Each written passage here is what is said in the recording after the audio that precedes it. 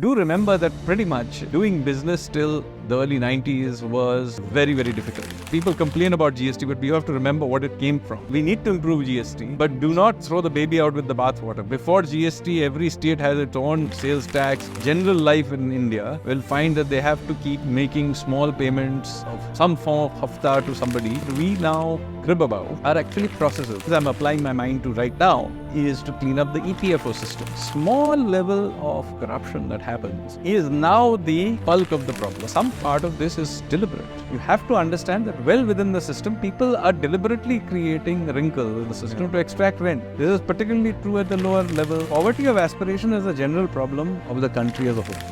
We academics will not want curriculums to be updated because that will mean that their textbooks which they wrote 30 years back will lose their... This is the poverty of aspiration. You know, we were an aspiring people. Choti soch. So this poverty of aspiration is there everywhere. That shows through in our sports bodies, which are more political bodies. There are more sports bodies. More politics happens in our sports bodies than happens in the parliament. You know, the same people who are thinking about how to classify different elements in nature, the same people are now spending their thinking about classifying different kinds of genders. There are many things going wrong in America today, but America still retains that edge and that spirit. Even the people taking the pride of justifying it to themselves. The money that was used to found the Tata Group ultimately, by the way, came from opium trading. We celebrate the Gunda politicians.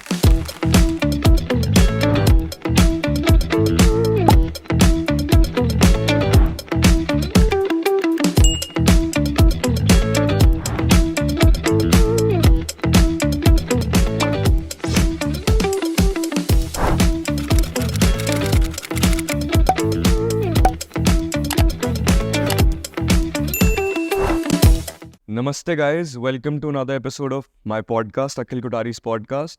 Today I have with me Mr. Sanjeev Sanyal. He is on my podcast for the second time. The last time we did it, he had released his book, Revolutionaries. So sir, thank you so much for coming again on the podcast.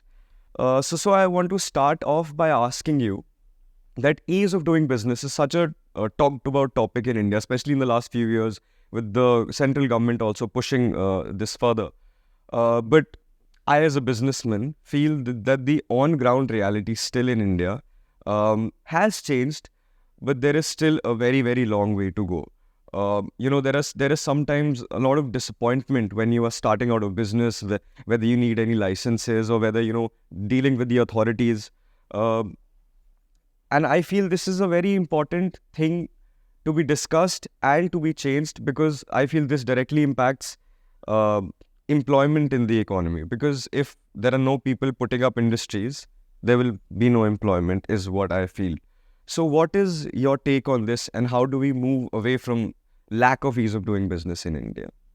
So first of all, thank you for having me back on your show. So I agree with you. I mean, we have been liberalizing economy for 30 years. Yeah. And along the way, we have undoubtedly made progress. So, I mean, there's no comparison about where we are today compared to where we were when we began to liberalize our economy. Yet, embedded in our entire thinking process, and I will discuss this, is still a sort of socialist kind of a tilt that the state must somehow do something, and doing business is somehow not quite kosher or not quite the way to serve the public. So this anti-business rhetoric is still very much there in our system.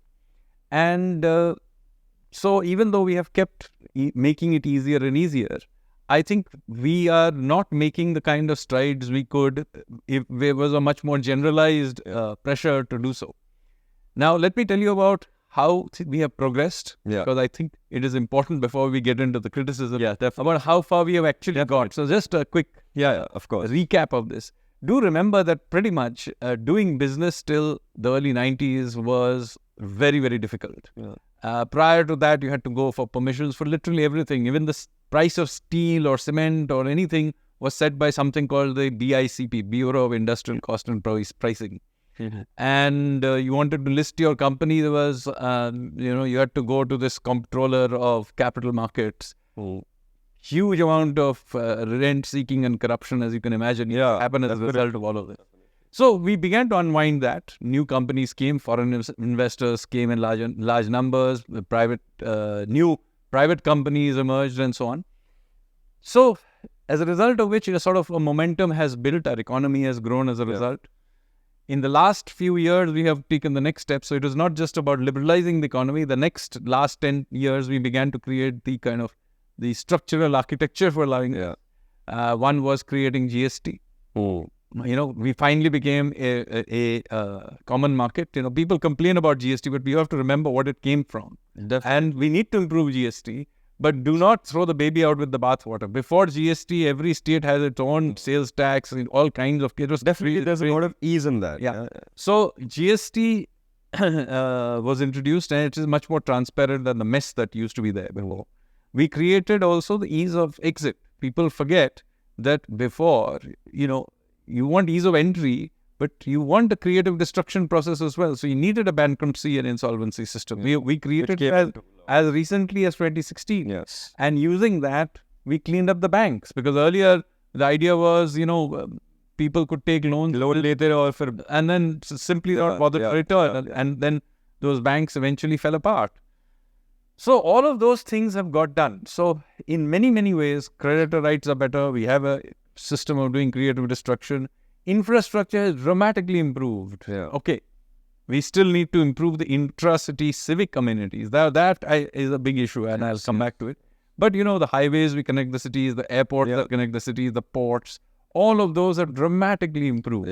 Online systems of all kinds, including payment, have dramatically improved. So, I think, first of all, before we begin beating ourselves up, do remember that we have made an enormous amount of progress. Definitely. There's no comparison about where we came from. Now, the fact remains that we can do a lot about ease of doing business. Yes. And the reason we still have such big problems, one of the major sources, is that while the big laws have got changed, embedded in our system are all these small rules, regulations, requirements, forms. These are very often unclear, sometimes deliberately so. Lot of rent extraction happens as a result of this on a retail level. So solving the big things does not mean the small things have got sorted. There's a lot of retail rent seeking on a daily basis. Anybody, not just businessman, any person living their general life in India will find that they have to keep making small payments of some form of hafta to somebody all the time. And this is a serious problem. So what does we need to do about this? One of them is to begin to do what I call is process reform. Reforms, Something I've been working on for the last few years. And the idea is the following. You see, everybody loves these newspaper headline grabbing structural reforms, which is like completely change the structure. Badal do sab kuch. Now, I agree, you need that, you needed a GST system. The old system you could not reform. You needed a GST. Now you can keep improving it, but you have the framework. These are structural reforms. But in fact, a lot of the things that we now crib about are actually processes. There are, some rule number 73, subsection D has something there, and that needs to be changed. That changing has to be done by somebody who has to really dig in and figure that out. And I have been doing this now for the last few years, going in there and begin to pull these out. Change this rule here. Now, many of those will not attract great amount of attention. You may not even know that this change has happened. I tweet them, but maybe unless you happen to be diligently following my Twitter feed or some of the things I write. And in fact, many of them I don't even write because it happens internally and, somewhere it happens. So, many of these changes are very, or if you're in that sector, you may find out. But you see, this has to be done systematically. And I'll give you some examples of this. Take for example, if you wanted to shut down a company in India. Now, if you wanted to shut down a company in India, I'm not talking about a guy who's gone bankrupt. Okay, this is just shutting down a company. Shutting down a company. I've grown old. My kids are not interested in this business. 90% of companies that are shut down in India every year, there are tens of thousands that are shut down. And most of them are shut down for reasons that are unconnected to being finances going bust. Yeah. Okay, they are mostly some large company wants to shut down a subsidiary. Some guy has become old, his kids don't care, so he wants to shut it down. Or somebody discovers that they were producing some product that now has become obsolete. Many reasons, or many reasons why people shut down companies. In bulk of those, there is nobody is saying you don't shut it down. So it's not like somebody hasn't been paid or the tax officials have a problem. Everybody agrees it should be shut down. And yet, it used to take years to shut down a company. And remember, if you keep a company alive, you have to keep all the other things alive. Exactly. All the accounts, you have to do all the formalities. All the formalities. All boring stuff that you have to do to keep a company going, you have to still do it. And it costs money, time, etc. Why weren't we able to shut down a company with ease when everybody agrees it should shut down? Because we had a process that was completely ludicrous. Okay. You had to get NOCs and you had to get them in sequence. Okay, you have to get an NOC from tax, labor, this. And for some reason, you had to get them in sequence. Once you got all of them, then you went to the registrar of companies and you need to get your name published. Yeah. And it just take years. You had to ultimately pay somebody off to get your name. Even the list in the newspaper. Shut down the company, you have to pay somebody. Yeah. So all of this used to go on. So I, about 2 years ago, more than 2 years, about 3 years ago, when I was in finance ministry, took this up as an issue. I made presentations, etc. And changes began to be happening. So in May of 2023, we finally created a website, CSPAM or something it's called. Now what happens is that you put your stuff in. The system itself asks different departments, do you have an objection? And after about 3 weeks, if nobody has objected to it, then the thing is automatically escalated to the ROC and it generates the list of companies that need to be shut down. These are companies being shut down under the Companies Act, not the IBC shutdowns, but the Companies Act shutdowns, which has a bulk, 99% go through this route. So now what happens is that it automatically generates the thing. Net result is what? We are now being able to shut down companies in 90 days. This is one of the fastest in the world. And I personally don't think it should be too much faster than this because you do need some processes. Some due diligence. Some due diligence has to be done. So it was possible to do this. The point is there are similar things going on across the system. Yes. It's KYC cleanups. I mean, it's a real mess. Every year, same department is asked, units of the same department are separate KYCs. Yeah. So this has to such reforms and and somebody has to apply their mind to this. And one of the things I'm applying my mind to right now is to clean up the EPFO system. Yeah. Okay, Employee Provident Fund. Now, this is it has tens of millions of people on its rolls. Okay. It's one of the largest systems in the world. Yes. You'll be shocked to hear that till 2017, it was not even digitized. My God. And everybody knows that if you try to get your money out of EPFO, it's a real headache. Yeah. I mean, many people who are watching this show will be aware of how difficult it is to get money out. Yeah. And we have all known this. But because it was not digitized, we had no number to know how big the problem was. So finally in 2017, they began digitizing it. It took some time, a few years to do it. I think it may not even have totally completed now, but more or less it's now done. We discovered that 28% of claims were rejected. 28%. For pensioners, it was as high as 44%. Now, no wonder that the average person who had an EPFO thing used to basically think of it as a tax, not as a social security benefit. Yeah. And ultimately, what you had to do is that you had to go and there's a whole ecosystem of brokers. You paid brokers some 10-20% of your and they claim. it out. They would figure out how to work the system, work the website. Of course, I'm 100% sure they used to pay somebody in the system and they would get it. And we all know this. So now I have raised this issue at the highest levels. And let me also say the Labour Ministry is working very hard at this. Something is getting fixed. It may not be perfect in the next 1 year or 2 years. It will get fixed very substantially. But I'm just telling you that somebody has to sit there and do this. Yeah. And there has to be continuous pressure from the public on the administration to do this. Also to get this done. Yeah, there has to be pressure from the public as well. Yes. And this is very, very important. And much of this, by the way, I'm telling you all the central government stuff. Yeah.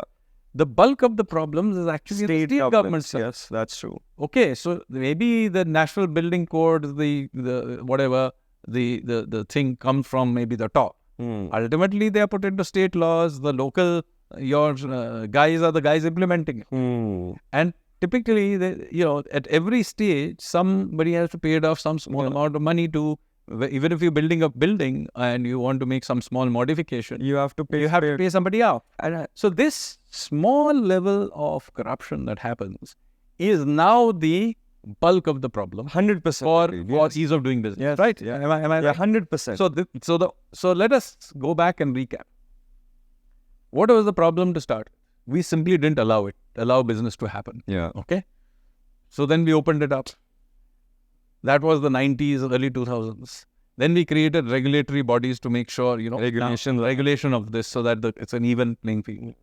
Then the problem was that we needed to create certain frameworks for doing those things, whether GST, whether insolvency and bankruptcy code, other macro things as well, how to, for example, the inflation targeting framework so that interest rates are set in some sensible way rather than arbitrary system. So those frameworks were created.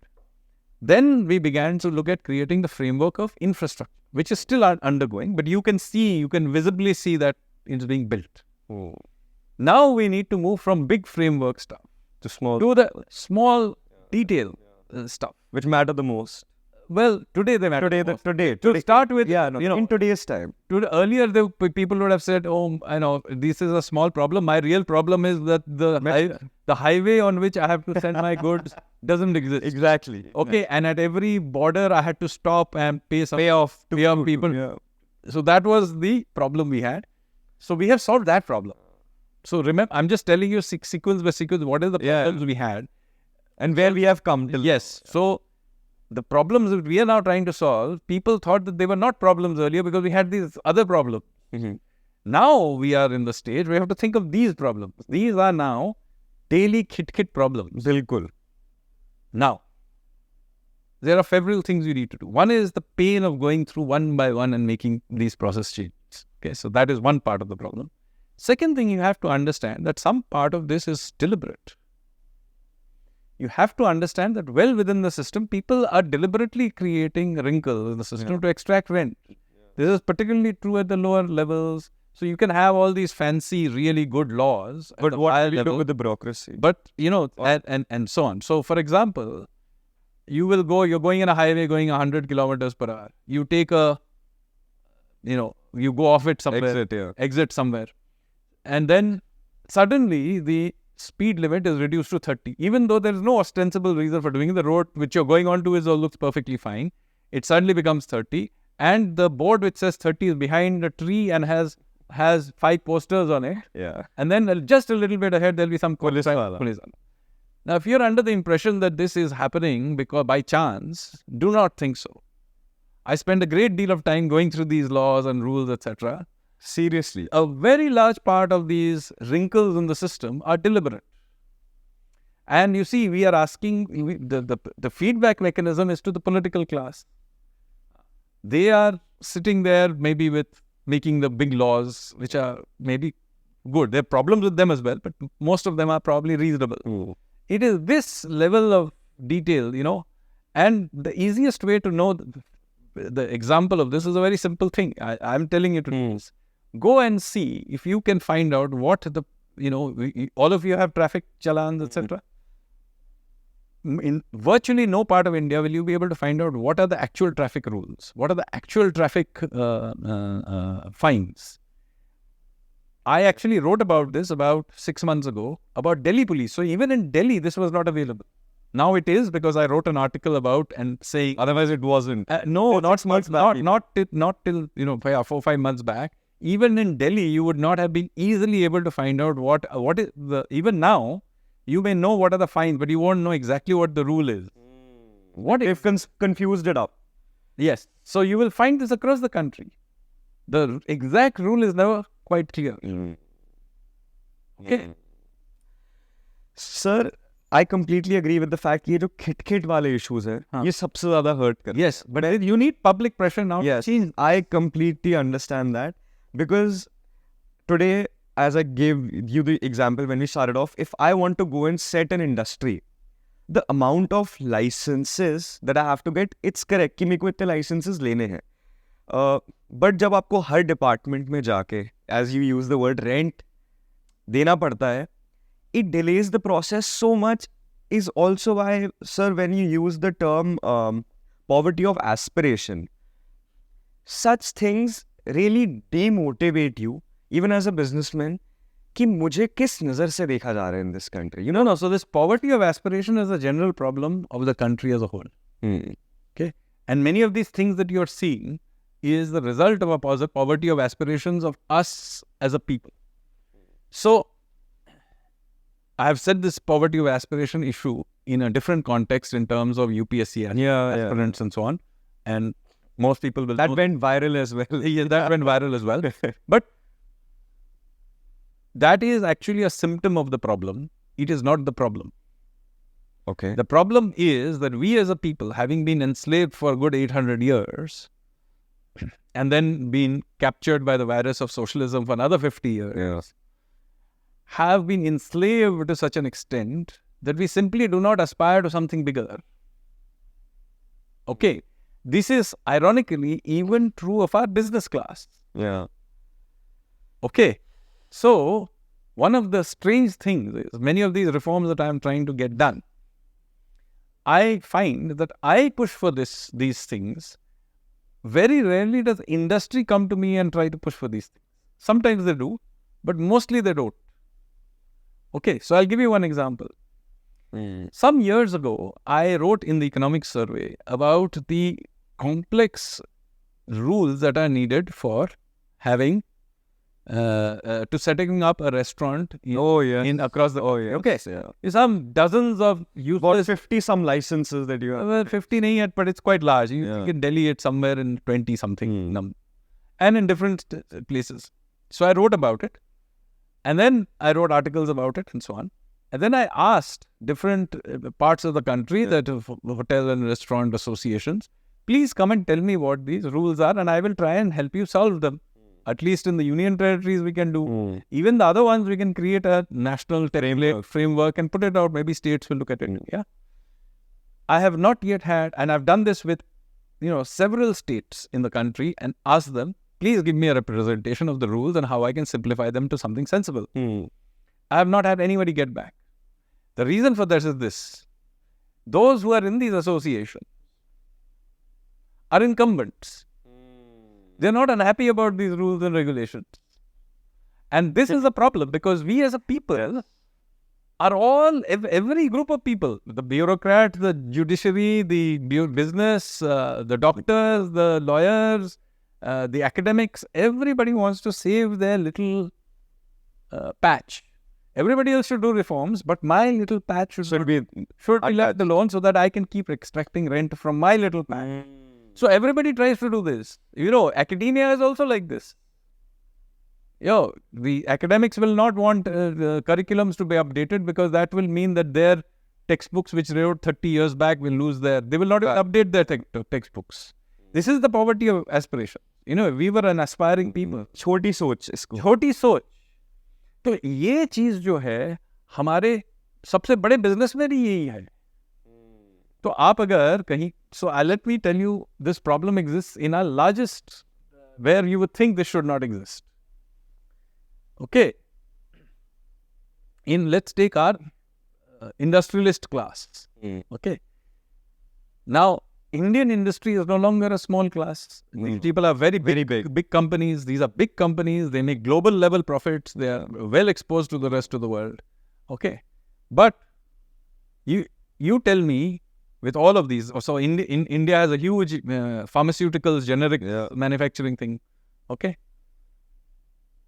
Why are we these guys not making that next step into creating cutting edge products? Name me one globally cutting edge product. So we have these global level companies, but name me one global cutting edge product that Indian industry has produced in the last 20, 30 years. You will not be able to name maybe one or two if you really work hard at it.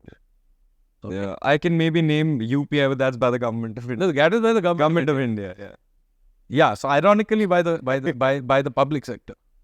You will not be able to name this because this is the poverty of aspiration problem.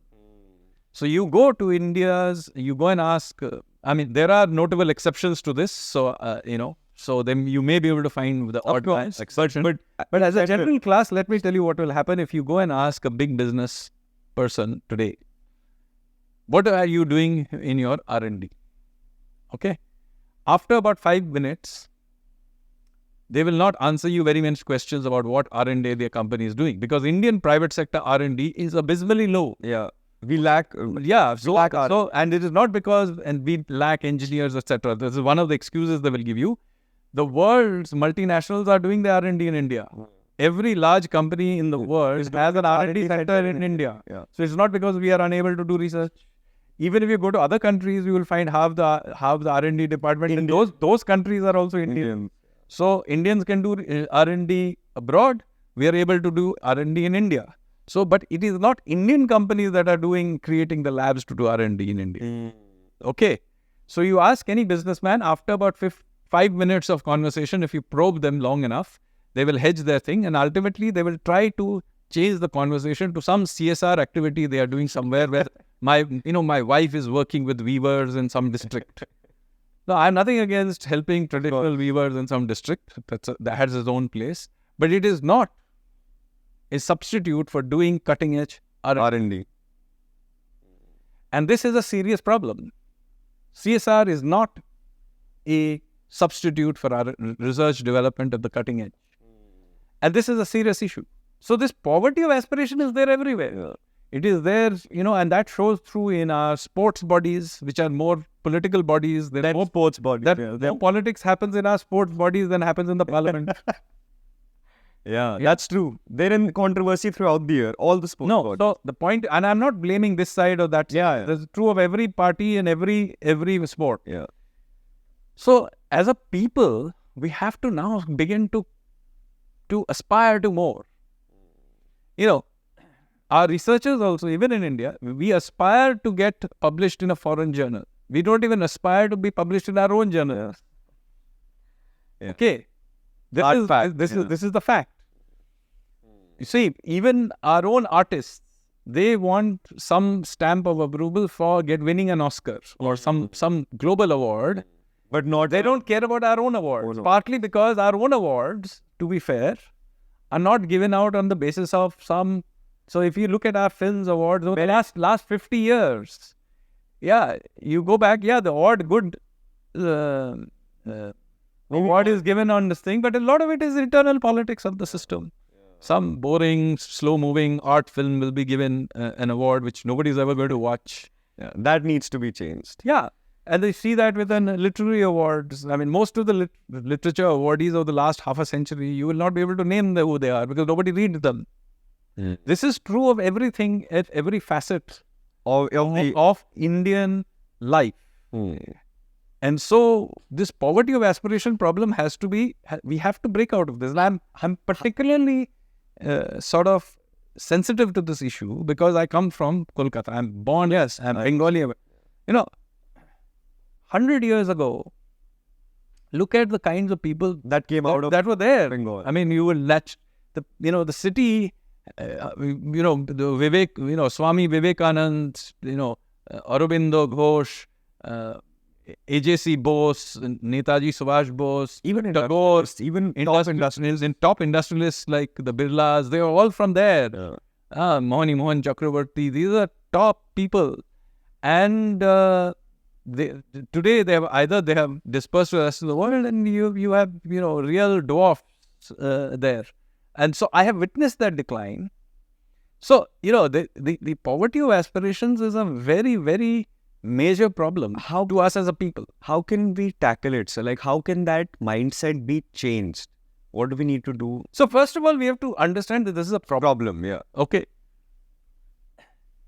The first step to understanding this is economics, business, politics is all downstream of culture. Yeah. Okay. And this is not true of India only. This is also true of the world. So, for example, sometimes it's better to understand an issue by taking some other part of the world as an example, because we tend to be so caught up in our own thing. It is better to take an analogy from some other place where we can be a little more less emotionally biased about it. So go and look at the European Renaissance. Okay, so Europe, after the decline of the Roman Empire, went into the Dark Ages. It became the backwater of the world. So the great Greeks, the Romans, etc., the whole thing went into a steep decline for about 1,000 years. Okay, and then somewhere in the 1400s, 1500s, Europe began to change. And its own ability to take risks suddenly changed because there was a cultural shift. So we now think of Venice and Florence, for example, as places of art. But in fact, first and foremost, they were actually places of finance and trade. What was the great invention of Florence is not art, first of all. It is actually the double entry bookkeeping system. Oh. Venice invented the stock market. Okay, this was their contribution, the joint stock company. These are the kinds of things the Europeans began to invent. This is roughly the same time you have Galileo. Leonardo da Vinci. Leonardo da Vinci is remembered for as a painter, but in fact he was an engineer who also painted. And you can see that in his paintings as well. Yes. Look at the kinds of, that's why the idea of a Renaissance man who was taking risks in multiple directions at the same time. And that is what triggered the European Renaissance. This is the same people who then began to say, okay, Vasco da Gama and Columbus set out. One came to India, one discovered the Americas. But in both cases, they are from the same small general area, southern Mediterranean general area. One was an Italian working for the Spanish, another was a Portuguese. And they took this massive physical risks. I mean, never mind the impact of it. It's a different matter that it had. They were taking risks. Yeah, devastating impact on indigenous peoples. But I'm just telling you the risk-taking attitude of the Europeans within a few years. Go to Elizabethan England, okay? At the same time that the Elizabethans were,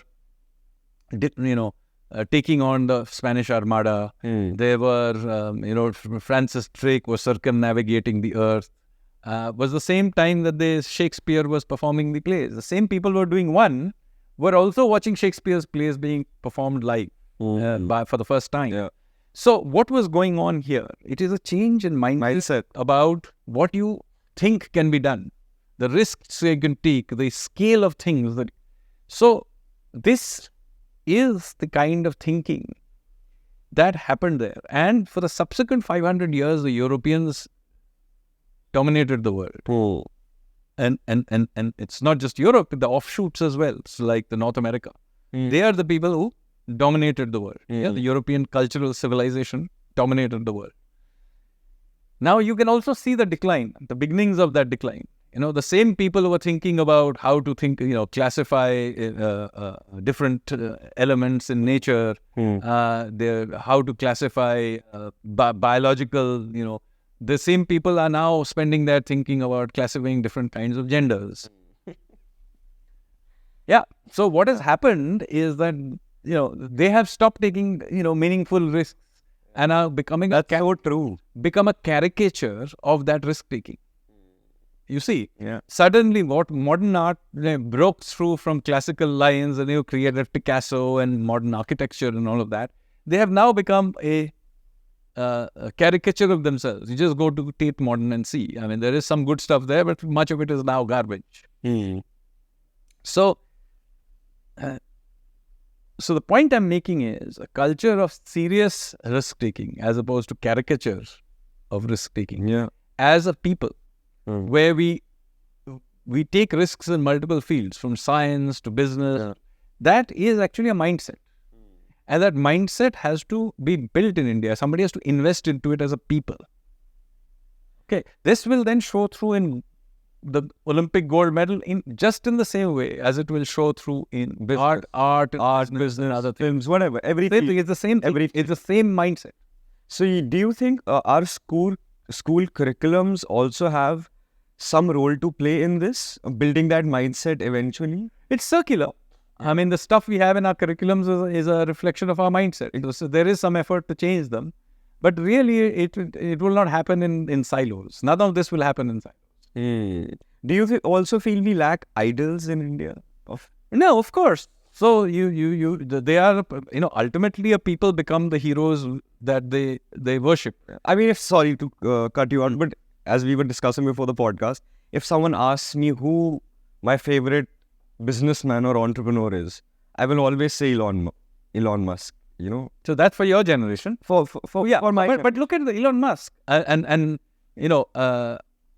one of the how crazy he is. How he's a crazy guy. Yeah. I mean, the guy is, he's not only he has completely revolutionized, electric vehicles, but at the same time he went into space. He's created a boring company.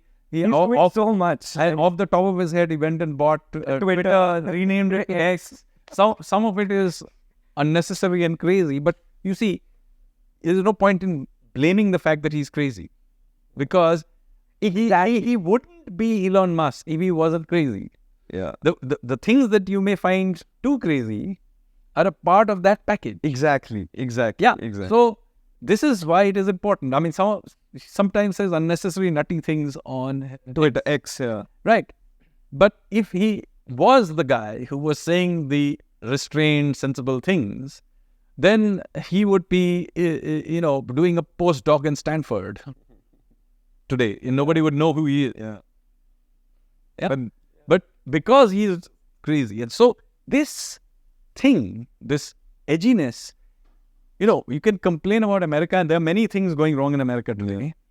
But America still retains that edge and that spirit.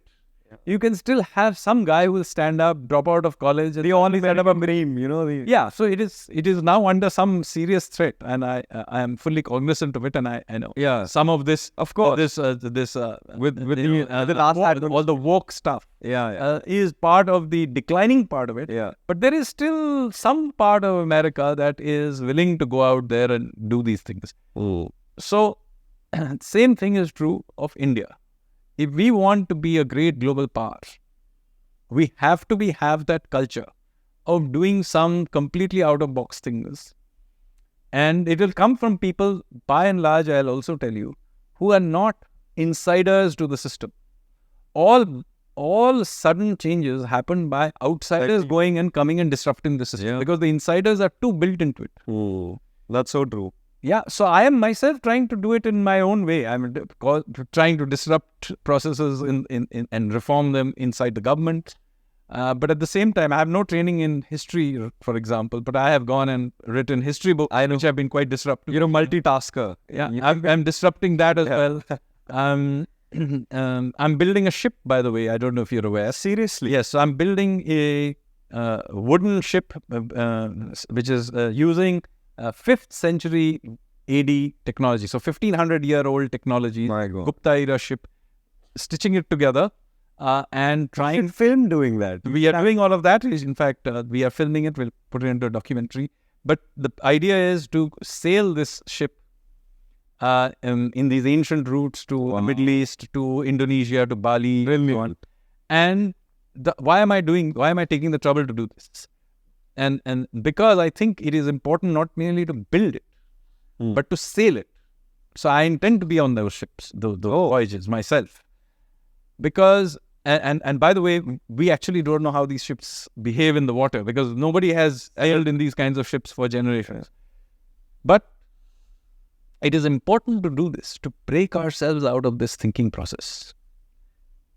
You see, it is important. That's why I wanted to write these books about our ancient voyages. That was what the book called Ocean of Churn. I wanted to write this book, Revolutionaries, to tell about those amazing, adventurous young men and women who gave us freedom. It wasn't about going for a walk to dandy and who are not wandering around the beach. talked about or celebrated. Yeah, you need to see the amazing efforts that went into these extraordinary people who did some crazy things. I mean, Pandurang Khankoji, I mean, the guy went off to America, then he made his way back to try and win India's freedom by raising an army and trying to march against India through Persia and Balochistan in the First World War. Yeah. And then he failed. Then he went off and revolutionized agricultural science and is, effectively the father of the Green Revolution. Yeah. Again, people don't remember him. They give the credit to other people, but he's actually the father of the Green Revolution. Yeah. So he was a revolutionary during the political thing. He learned multiple languages, Spanish and Sanskrit and Marathi and English and Hindi and how many other languages he learned along the Persian. So amazing characters. Yeah. But you see, we don't celebrate these people. Yeah. So, one thing which I have gotten out of even from this conversation and something that I see in our daily lives is also, and I spoke about this abhi pehle also, that coming back to the business part of this, that businessmen in India are not respected or celebrated enough, I feel. एक businessman को India में बड़े ही हमेशा शक की नज़र से देखा जाता है कि इसने पैसे कमा लिए, कुछ गलत करके ही कमाए होंगे. Honestly, like... No, I agree. This is embedded in our culture. हाँ.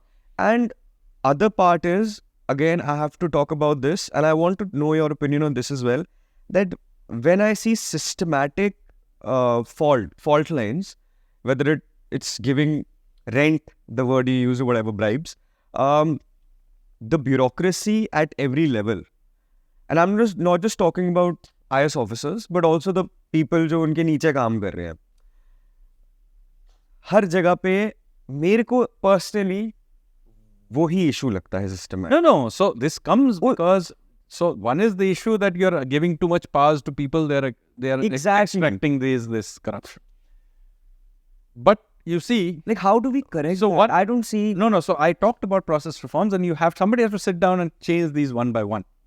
But let me tell you, this is not going to happen in a systematic way. I don't know, you can have one person like me, or there are others as well. We'll sit and do these changes. But this will not become a movement. No, I feel this is like a 20-year path. Yes, maybe it's a 20-year path. It will not be sustained for 20 years unless we have a cultural change. Yeah, definitely. That's why I'm going back to this cultural change issue. That's why. Because you see, we justify this. Even the people taking the bribe are justifying it to themselves. Their families know that they take bribes. Otherwise, they can see that, suddenly घर में पैसा आ रहा है, गाड़ी आ रही है, TV, fridge आ रहा है. So how are their kids justifying? How are they justifying it to their kids? Because they have justified to themselves that these people who are taking risks and doing something are somehow villains. Yeah. Therefore, I am only taking a little bit of that of them. So what is the big deal? This is there. That's why the culture has to be changed. Until we change the culture, the rest of it will just be accepted. Classic example of Adani and Ambani. आजकल वही दो नाम लेते हैं. मतलब Adani, Hindenburg की कोई report आती है. I know so many people who are like happy about it. They are... No, absolutely. So if you know Adani, Ambani, when I was growing up, it used to be Tata Birla. Yeah. Okay. And I keep telling people that today Tatas are thought to be a very responsible group, etc. Yeah. And they do indeed run some excellent companies. Yes. But how did the Tatas become respectable, and what is wrong with Adani, Ambani? After all, the Tatas originally, the money that was founded, the money that was used to found the Tata Group, ultimately, by the way, came from opium trading. Yes, this is I don't know that. I don't know. Much of the monies that became most of these Parsi businesses came originally in the 19th century from basically drug running. Yeah, because they used to be traders. They used to trade in opium. That was what the East India Company did. Yeah. Never mind. Okay, fine. They did set up actual real companies. Yeah. And that didn't seem to matter. Okay, because they were still villainized. Okay, Air India was taken up and nationalized. Yeah. And not too many people objected to it. Yeah. And so what happened is that the Tatas then basically did an image change. Yeah. Basically, Tata Steel, we also make steel. But we mostly we are actually an NGO. NGO. Who also makes steel. We created Tata Institute of Social Science. All the left-wing guys now go there. Yeah. So what they did is effectively they began to celebrate their CSR more than their research, their actual business activities. So they changed their image. Now, why did they need to change this image? Because as a people, that is what we demanded of them. That's so true. Okay, so the blame doesn't lie with Tatas at all. It lies with us as a people and our mindset and our completely colonized idea that, Elon Musk can happen there, Bill Gates can happen there, but you cannot have that kind of research development. After all, not many people know that the Tatas also started the Indian Institute of Science in Bangalore, right? But that is, you will not give them very many points for doing that. You will give them points for how we're setting up this that we entire thing. So this is again, their socialist mindset is very much ingrained, captured into their colonized. It's actually a form of colonization that we can't actually aspire to do that. Okay, it's a form of colonization. So the same thing is happening today. So now the first generation entrepreneurs will come. We have this attitude. Even second generation, we have an attitude. So today we'll say Ambani, Adani. Same thing.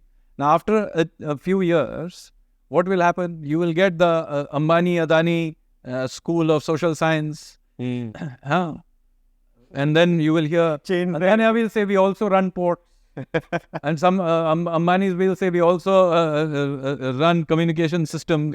And people will clap, yes, very good. And then the advertisement will be, we are helping poor weavers in some district. Now, why does this happen? Because we as a people demand it. The same thing happens with the political class.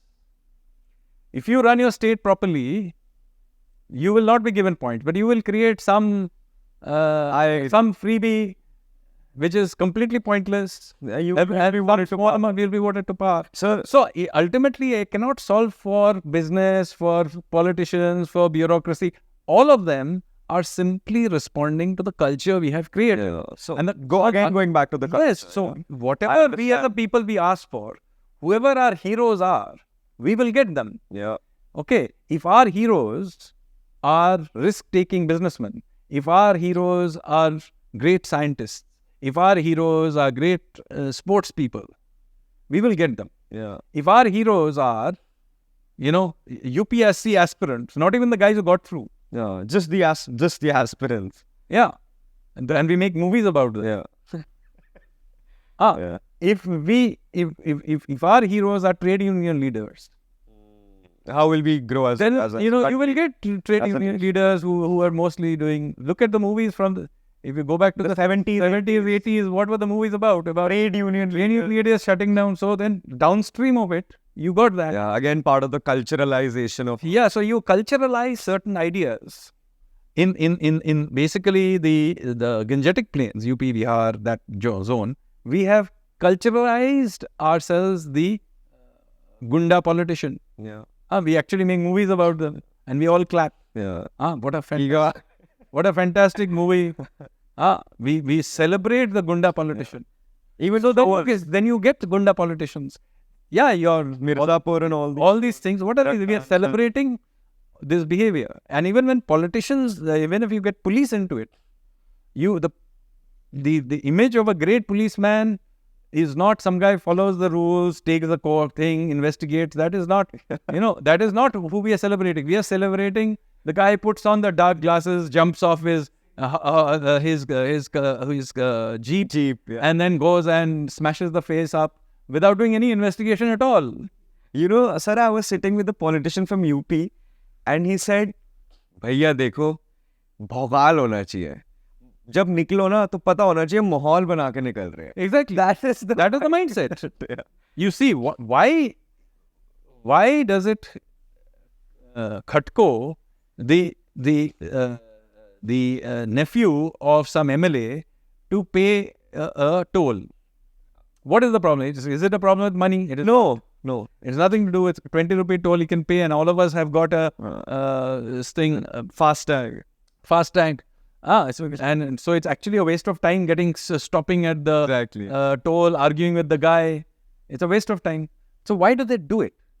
Because they need to create that mahal. That he is above it all, Yeah. and therefore people will come to him because he is above it all, and therefore if I worship him or her enough, then she or he will do my bidding, and then in exchange I will pay the vote. Exactly. So this is in the political sphere. The exact same thing happens in every other sphere Yeah.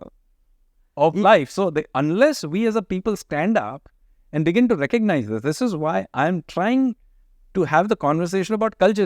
It's very. And you can do all the rule changes you want. It doesn't matter. At the ground, you will not be able to keep track. That's why I told you right in the beginning. It doesn't matter what the rules are. Culture is. When you take the exit and it suddenly becomes 30 kilometers per hour, and the board is behind the tree and it has got a poster on it, there is no way you can have the greatest prime minister, president, whatever you want. You cannot deal with it on the ground, because this is what will happen on the ground.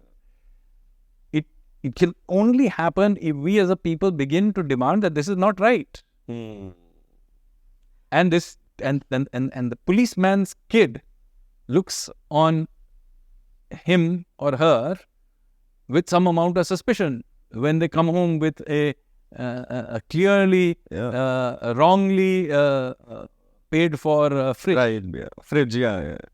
You see, Bilkul. this is when the change will happen.